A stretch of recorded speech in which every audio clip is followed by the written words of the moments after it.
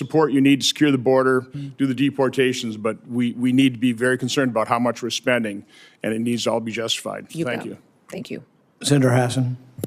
Thank you, Mr. Chair. Good morning. Good morning. Madam Secretary. Secretary Noem, the White House Deputy Chief of Staff recently said that the Trump administration is actively looking at suspending habeas corpus. Last week you were asked about this, and I want to clarify your position because it's obviously really important to get this right. So, Secretary Noem, what is habeas corpus? Well, habeas corpus is a constitutional right that the president has to be able to remove people from this country and suspend their right let me stop you, ma'am. Habeas corpus, excuse me, that's incorrect. President Lincoln used it. Excuse me. Habeas corpus is the legal principle that requires that the government provide a public reason for detaining and imprisoning people. If not for that protection, the government could simply arrest people, including American citizens, and hold them indefinitely for no reason. Habeas corpus is the foundational right that separates free societies like America from police states like North Korea.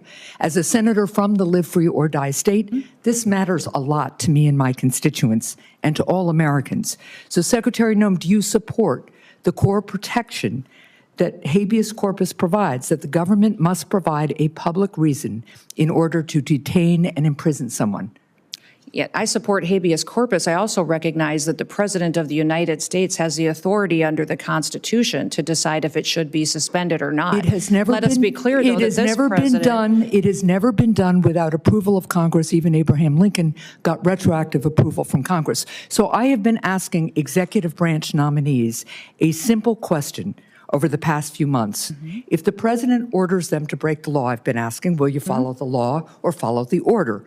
I want to ask you a more specific question here. If the president tries to suspend habeas corpus and a federal court reverses the president's order, will you comply with the court order and uphold habeas corpus, or will you follow the president's directive? We are following all federal court orders and are complying with that, as is the president, and every decision that I make as well. That is obviously not true for anybody who reads the news. There are federal court orders right now, including returning somebody who was deported mistakenly. But to be clear, this is about a fundamental legal right that ensures that we live in a free society instead of a police state that would have a sham legal system like Russia or North Korea. So I'm glad that you have now committed to following court orders. I'm glad you believe in the basic freedom for Americans if ordered to do so by a court. And again, I want just to make clear that it is critically important that even if the president tries to suspend the right of people to know why they've been detained or imprisoned, if a federal court reverses that order, that you will follow that order. And I hope all members of the administration will, because it's obviously critical that some of the people, for instance, who've been deported by mistake, who didn't get due process, be returned in compliance with court orders. So now, let's move on to another issue. International criminal organizations target Americans with sophisticated cyber crime, including elaborate scams that robbed Americans of billions of dollars, with seniors in the United States losing $5 billion to scammers in 2024 alone. As artificial intelligence improves, so does the ability of criminals to deceive and defraud Americans.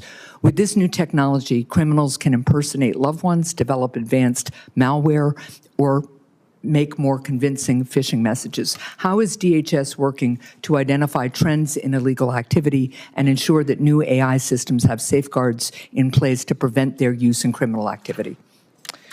Yes, we are working extensively through CISA, but in all of our agencies to make sure that we're going after these criminal, nefarious actors. I would say partnering with private industry is critically important so that we have the insight that we need to really understand the tactics that they use and the advancements in software. The AI ability that they have to adjust and to supersede some of our systems is incredible. And so investing in those systems is important, but also having the knowledge and bringing everybody to the table and breaking down the silos between our agencies and our intelligence agencies is important, so we all have the information that we need to get. Well, and that gets me to one final point and question here, because Senator Peters began to ask about it. There's been recent reporting that indicates that the Chinese government installed remote access to Chinese-made power inverters in the U.S., raising concerns that the Chinese government could try to disable parts of our power grid. And you made a comment following up on Senator Peters' question about the importance of not only working with private industry on this issue, as you would also want to work on AI, but also on working with state and local governments on cybersecurity. And can you just talk to me a little bit about how DHS is partnering with state and local governments right now on cyber? Well, that's one of the core critical missions of CISA, is to help those state and local governments harden their systems. We're extremely vulnerable by our weakest link. And so when you have a small state that doesn't have the resources it needs to invest in these security operations, then they're vulnerable to attacks and hacking attempts, and they can access our systems. If they have a contract or a system that interfaces with the federal system, it makes us vulnerable as well. So we are responsible for 10 of the 16 critical infrastructures under the Department of Homeland Security, and making sure that China can't come in and shut down our electrical grid, our water systems, things that people rely on every day for their day-to-day lives is very important. So that's why we need these kind of partnerships, is to make sure that we're secure all the way down to our smallest actor that participates. Well, I appreciate that, and I appreciate working more with you on that. Thank you. Thank you. Senator Lankford. Secretary Noem, good to see you again. Thanks for your leadership and the work that you've already done, and there's a lot more still to do, but y'all have had a pretty remarkable start in the process, and very grateful